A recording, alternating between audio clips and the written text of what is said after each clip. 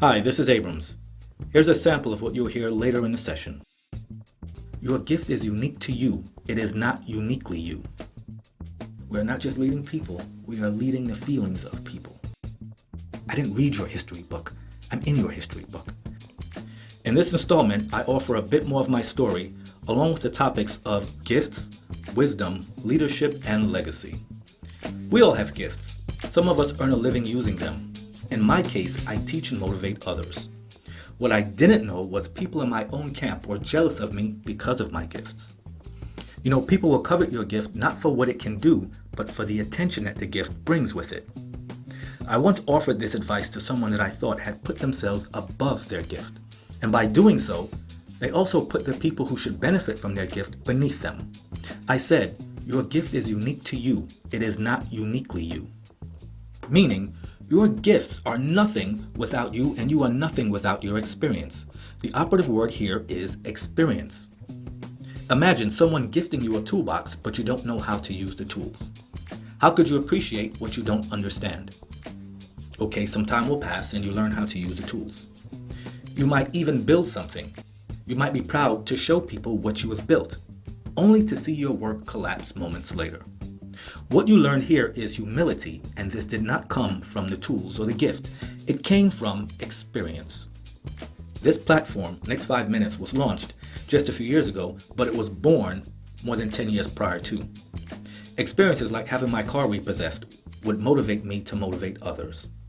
And this is why simply copying someone else's gift doesn't produce quality results, because it is not possible to copy experience.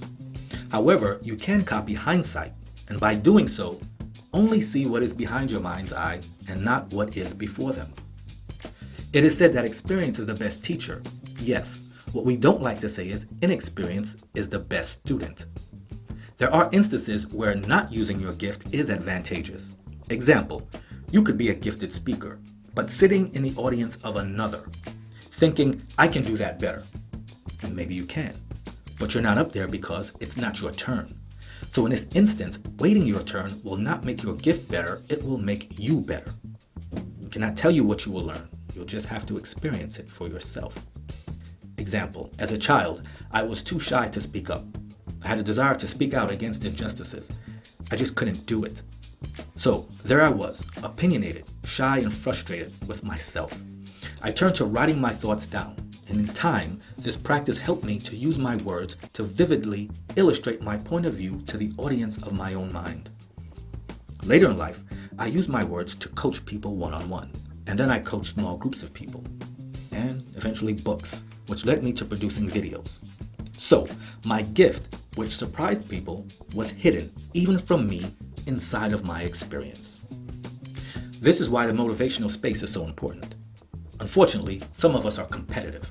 My nemesis will tell you that they are more connected, they have more credentials, and have been doing this work longer than I. But if they were better than me, how are they going beyond the veil and coming back with what I said? They're dying to record themselves doing a mic drop, but they don't know how to do a sound check. While I will admit, the visual act of a mic drop is impressive, it's the sound that is satisfying. Why rush to take an action that produces nothing? The next course of action that they have is to tell people that they found me. Well, the next time you find me, don't rush the stage to be seen. No, instead, rush to the first seat in the first row and sit down. It's not your turn yet. Don't rush to miss your turn. My nemesis doesn't like that I didn't come up by way of their traditions or expectations. I didn't go to your fancy school. I didn't read your history book. I'm in your history book. I don't have coveted initials before or after my name. I put the people and their problems before and after my name. I'm Abrams. Full stop, return, new paragraph. I didn't just work hard to get here. I loved hard, I tried hard, and yes, I failed hard too. And this is why you will have a hard time keeping what is mine. Back to my intellectual property. Now that I know how things work behind the scenes, I'll go there to get my stuff back. Listener, those of you who have had something taken from you, whether it be intellectual property, money, whatever it is, know that it is not what you're left with, it is what is left inside of you. This recording is what's left inside of me. If you tried to take that too, you would take my mortality, but I don't worry about that.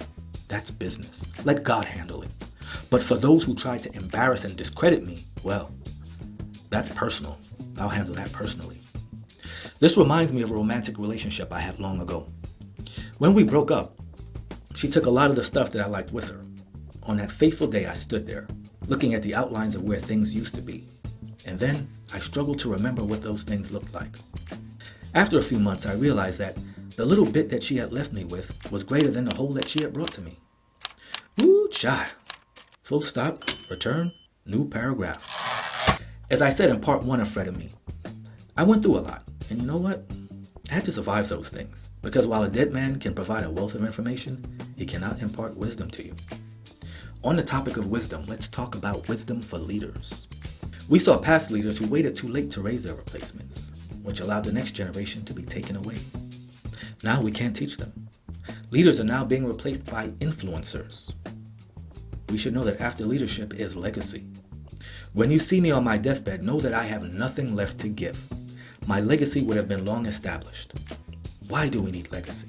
Well, as long as there is life, there will be people. And as long as there are people, there will be problems. So, people and problems begat Abrams, and Abrams begat people and problems. Insert my legacy here. This person will take up the work of leadership. I told you, leadership is comprised of 2 parts, coaching and mentoring. When I coach, I go to the person. And when I mentor, I call them to me. Now, how much time you spend in each practice area will depend on the person. But do not be tempted to just coach without mentoring. This can have one of 2 effects. It can be viewed as nagging, or worse, you will produce perpetual followers. For the weak leader, they're probably afraid of being overthrown. The Bible says, care for people as if they are sheep, not treat them like they are sheep. Unless, of course, you want them to be sheep, right? Gentle reminder, we're not just leading people, we are leading the feelings of people. Full stop, Abrams rising.